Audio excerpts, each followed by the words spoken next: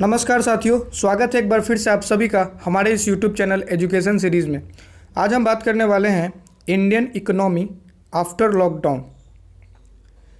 भारत में बीते कई दिनों से कोविड-19 के बढ़ रहे संक्रमण के कारण लॉकडाउन है और यह संक्रमण का खतरा आगे ना बढ़े, जिसके कारण कई क्षेत्रों के काम को बिल्कुल रोक दिए गए हैं।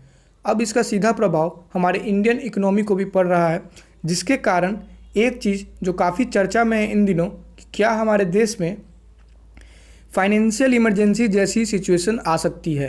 क्या हमारे देश में फाइनेंशियल इमरजेंसी लागू हो सकता है? अगर हमारे देश में फाइनेंशियल इमरजेंसी लागू होता है तो यह किसके द्वारा किया जाएगा? इसकी अवधि क्या होगी? इसके कॉन्सिक्वेंसेस, प्रोसीजर, इफ़ेक्ट्स, रिजल्ट्स, इन सभी चीज़ों पे आज हम चर्चा करेंगे। तो बढ़ते हैं वीडियो में आगे।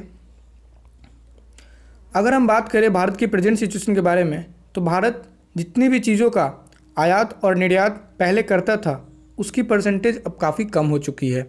हम ग्लोबली जितनी भी चीज़ों का आयात और निर्यात एक देश से दूसरे देश में करते थे, उसकी परसेंटेज अब काफ़ी कम हो चुकी है, जिसका सीधा प्रभाव हमारे इंडियन इकोनॉमी को भी पड़ रहा है।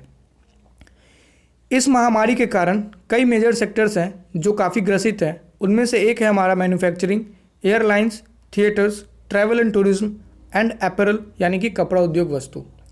बात करें हम अपने चौथे सेक्टर की, ट्रैवल एंड टूरिज्म, तो यह अपना बहुत बड़ा रोल प्ले करता है हमारे इंडियन इकोनॉमी के ऊपर, जो कि अभी बिल्कुल बंद है। If our country is moving to recession then it would be a worst nightmare for our country. अगर हमारा देश रिसेशन यानी मंदी की तरफ बढ़ रहा है तो इससे बुरा हमारे देश के लिए प्रेजेंट सिचुएशन में और कुछ नहीं हो सकता है।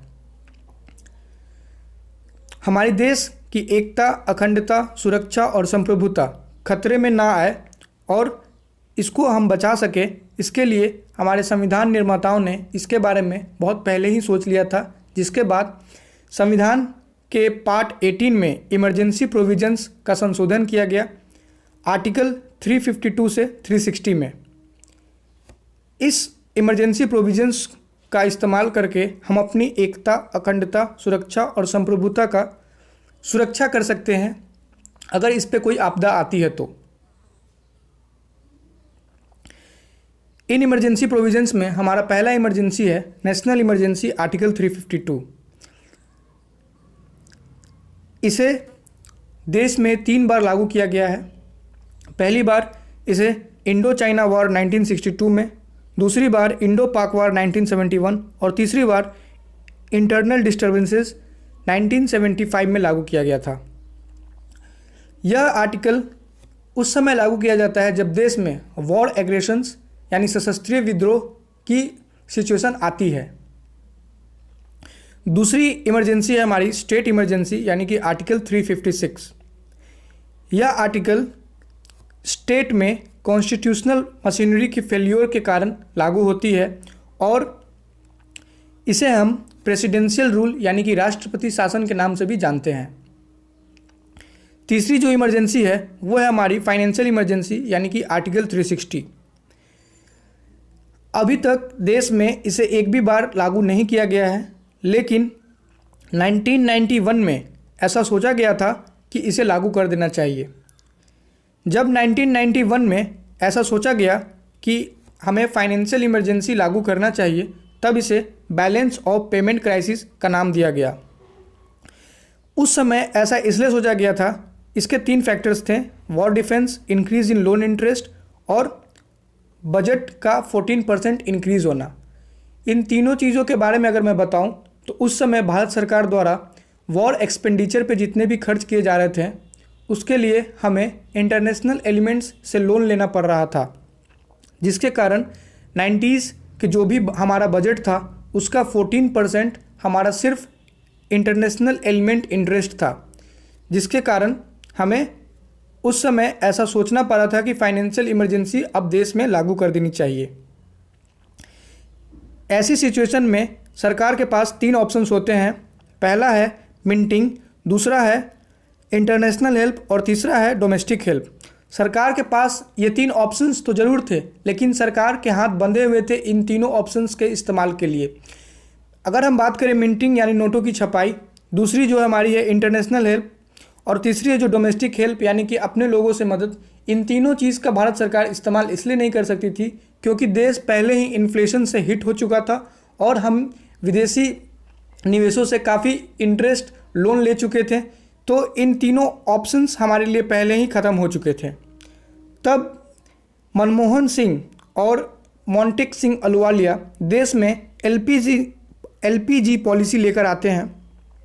एलपीजी पॉलिसी है लिबरलाइजेशन, प्राइवेटाइजेशन एंड ग्लोबलाइजेशन, जिसके बाद हमारे देश में विदेशी कंपनियों द्वारा निवेश स्टार्ट हो गया और काफ़ी मात्रा में हमारे देश में एफडीआईज आने लगे, जिसके कारण हम 1991 के फाइनेंशियल इमरजेंसी को अबॉर्ट कर दिए।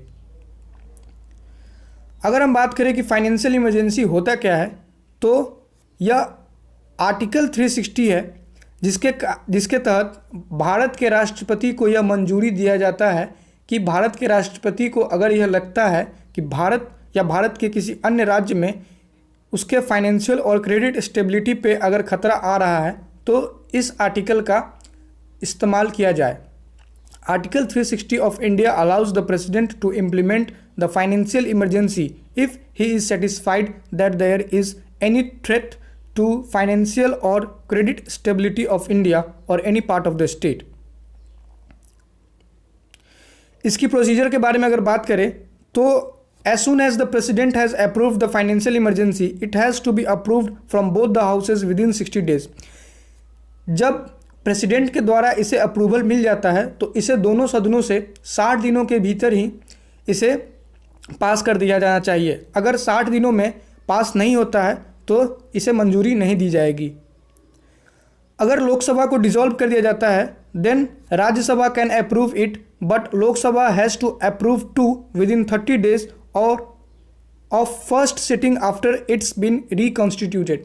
यानी कि अगर लोकसभा डिसॉल्व हो जाता है तो राज्यसभा को इसे 30 दिन में और लोकसभा जैसे ही भंग होने के बाद लोकसभा का जब पहली लोकसभा सत्र जब पहली चालू होगी तो राज्यसभा के साथ साथ लोकसभा को भी इसको अप्रूवल देना होगा। Once it has been approved it has no maximum period, no regular approval from the houses. जब इसे राष्ट्रपति और दोनों सदनों से मंजूरी हो जाती है तब इसका कोई ड्यूरेशन नहीं है, ये कितने भी समय तक देश में लागू हो सकता है और इसे एक्सटेंड करने के लिए राष्ट्रपति को दोनों सदनों से बार बार मंजूरी लेने की कोई ज़रूरत नहीं है। Who has the power to revoke it? President can revoke this proclamation anytime. This doesn't need Parliament's approval। अब इसे हटाने का अधिकार भी हमारे देश के राष्ट्रपति को है और इसके लिए भी हमें हमारे देश के राष्ट्रपति को सदन से मंजूरी लेने की कोई ज़रूरत नहीं है।